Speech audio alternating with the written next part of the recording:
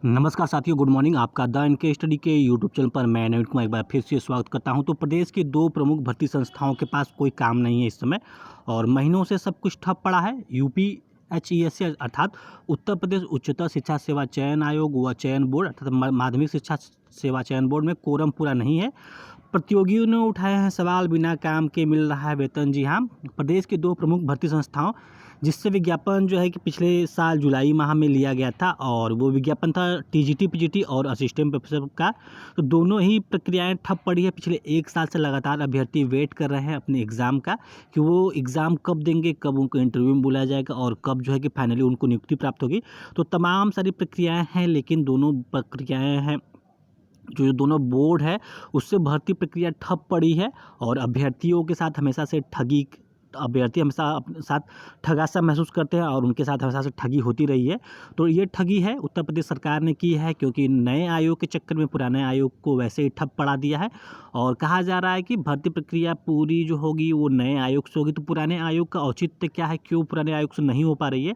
अगर सरकार चाहती तो पुराने आयोग से ही दोनों भर्तियां कब की कंप्लीट हो चुकी होती, इंटरव्यू हो भी चुका होता और नियुक्ति भी प्रदान की जा चुकी होती। पिछले एक साल से लगातार अभ्यर्थी जो है कि डेट की मांग कर रहे हैं कि उनका एग्ज़ाम लिया जाए, लेकिन सरकार जो है कि सुनना नहीं चाहती है। नए आयोग से जो है कि दोनों भर्ती प्रक्रियाएं कराने को आतुर है।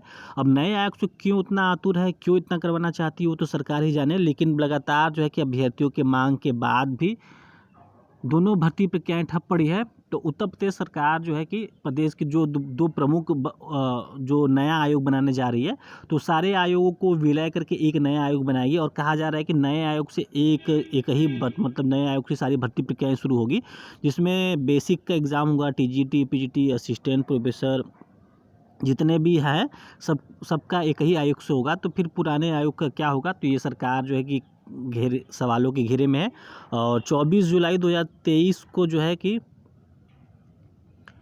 हाई कोर्ट में सुनवाई है। तो देखते हैं कि सुनवाई में क्या होता है। क्या सुनवाई से पहले ही सुनवाई से पहले ही सरकार जो है कि नया आयोग बना देती है या सुनवाई के बाद कोई करती है? वैसे भी लगातार सुनवाई चल रही थी पिछले माह मई में, लेकिन उस पर कोई निष्कर्ष निकल के सामने नहीं आया।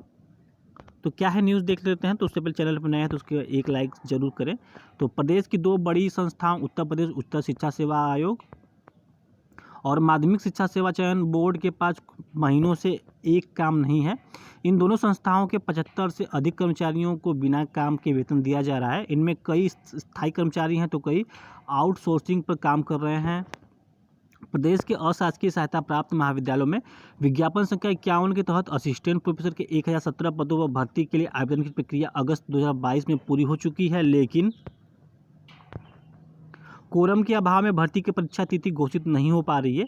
आयोग के अध्यक्ष का पद खाली है और सदस्यों के भी 6 में से 4 पद दिख पड़े हुए हैं। तो कोरम का अभाव मतलब जानबूझ के जो है कि पैदा किया जा रहा है, वरना सरकार चाहती तो कोरम का अभाव एक ही दिन में उसको निपटा देती और किसी एक सदस्य को नियुक्ति कर देती और इससे कोरम भी पूरा हो जाता और एक उसी में से एक कार्यवाहक अध्यक्ष भी मिल जाते और भर्ती प्रक्रिया को आगे खिसकाया जा सकता था। लेकिन सरकार जानबूझ के इसमें रोड़े अटका रही है और नियुक्ति नहीं कर रही है।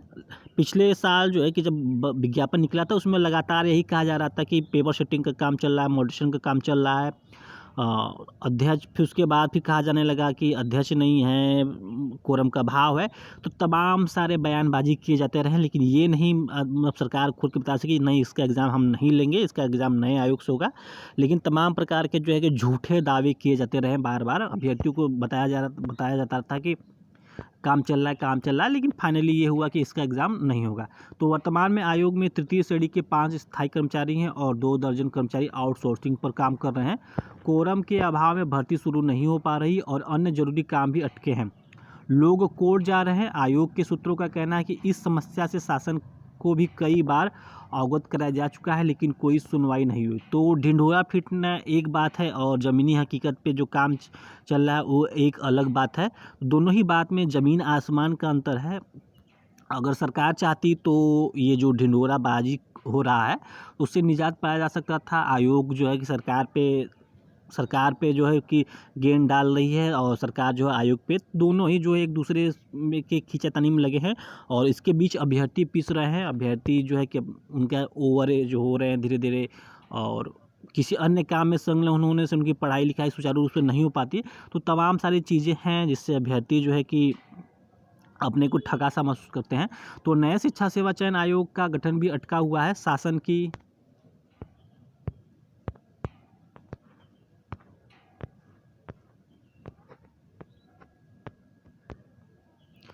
की ओर से यह भी स्पष्ट नहीं किया जा रहा है कि जिस भर्ती का विज्ञापन जारी हो चुका है वह नया आयोग पूरी करेगा या उच्चतर शिक्षा सेवा आयोग इस भर्ती को आगे बढ़ाएगा। फिलहाल आयोग में कामकाज पूरी तरफ से ठप पड़ा हुआ है और सदस्य से लेकर कर्मचारी तक सभी खाली बैठे हैं। तो सरकार ये बहुत ही गलत कर रही है और उसको चाहिए कि ये विज्ञापन जो निकला है उसको पुराने आयोग से ही करा दे, क्योंकि 1 साल हो गए, 1 साल से अभी इस भर्ती का कोई अता पता नहीं है। विज्ञापन संख्या 51 है, 1017 पदों पर भर्ती होनी है। असिस्टेंट प्रोफेसर का पद है। टीजीटी पीजीटी के लगभग 4500 पद है। तो कुल मिला के देखा जाता है तो लगभग 5,500 से 6,000, 5,500 से 6,000 के लगभग पद है। तो और उसमें से 14 लाख अभ्यर्थियों ने फॉर्म भरा है दोनों को मिला के। तो उनके जीवन से न खेला जाए और जो है कि जल्द ही कोरम को पूरा किया जाए और कोरम को पूरा करते हुए इसका एग्ज़ाम कराया जाए। अब जब नया आयोग बनेगा तो उससे नया विज्ञापन जारी किया जाए और नए आयोग से ही एग्ज़ाम कराया जाए। लेकिन फिलहाल जो पुराना विज्ञापन पड़ा हुआ है तो उसको पुराने आयोग से ही कराना उचित होगा। तो यही हाल माध्यमिक शिक्षा सेवा चयन बोर्ड का भी है। अशासकीय माध्यमिक विद्यालयों में टीजीटी पीजीटी के 4,163 पदों पर भर्ती के लिए अगस्त 2022 में आवेदन की प्रक्रिया पूरी हो चुकी है, लेकिन कोरम पूरा न होने से भर्ती परीक्षा नहीं हो पा रही है। बोर्ड के अध्यक्ष और सदस्यों के सभी 10 पद खाली पड़े हुए हैं। वर्तमान में 13 स्थायी कर्मचारी तैनात हैं और 35 कर्मचारी आउटसोर्सिंग पर हैं। इसके बावजूद वे सभी काम ठप पड़े हैं जिन्हें पूरा करने के लिए अध्यक्ष एवं सदस्यों की जरूरत पड़ती है। प्रतियोगी छात्र संघर्ष समिति के मीडिया प्रभारी का कहना है कि इन दोनों भर्ती संस्थाओं ने अभ्यर्थियों के आवेदन से करोड़ों रुपए के कमाए हैं। अगर इन भर्ती संस्थाएं अपना काम नहीं कर पा रही है तो इन पर ताला लगा देना चाहिए और कर्मचारियों को किसी दूसरी जगह समायोजित कर दिया जाना चाहिए। साथ ही स्पष्ट किया जाए कि बिना काम के वेतन क्यों दिया जा रहा है। तो बात बिल्कुल वाजिब है जब इन आयोग से भर्ती कराना नहीं है और इनको जो है कि रोड़े अटका के ही रखना है कि इस आयोग से नई जो भर्ती प्रक्रिया है, वो जो पुरानी भर्ती प्रक्रिया है वो नहीं होगी। तो फिर जो इनको प्रति माह वेतन देने का क्या औचित्य है जब इनसे काम ही नहीं लिया जाना है और ये ठप पड़ा है। और कहा जा रहा है कि अगले 2 माह में जो है कि नया शिक्षा सेवा चयन आयोग तैयार हो जाएगा, तो उसके बाद जो कि भर्ती प्रक्रिया तेज़ी से आगे बढ़ेगी। लेकिन ये सारी बातें बेईमानी लगती है,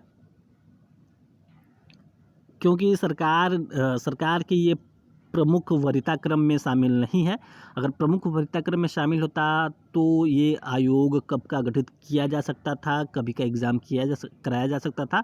लेकिन ऐसा नहीं हो रहा। सरकार लगता है कि सरकार की सारी लड़ाई जो है कि सरकार की सारी लड़ाई जो है हम अभ्यर्थियों से ही होती है जो प्रतियोगी छात्र की तैयारी करते हैं, दूर दराज के क्षेत्र में रहते हैं और रूम लेके रहते हैं। हो सकता है कई जो घर से बाहर रहते हों, कैसे वो अपना गुजारा करते हैं ये सरकार शायद नहीं जानती है और सरकार के कानों तक इसका प्रभाव भी नहीं पड़ता है लगता है।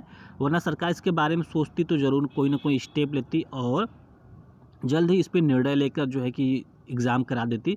तो दोस्तों फिलहाल इस वीडियो में बस इतना है। अगर आपको ये वीडियो पसंद आता है उसको ज़रूर से लाइक करें, चैनल पर नए तो सब्सक्राइब करें।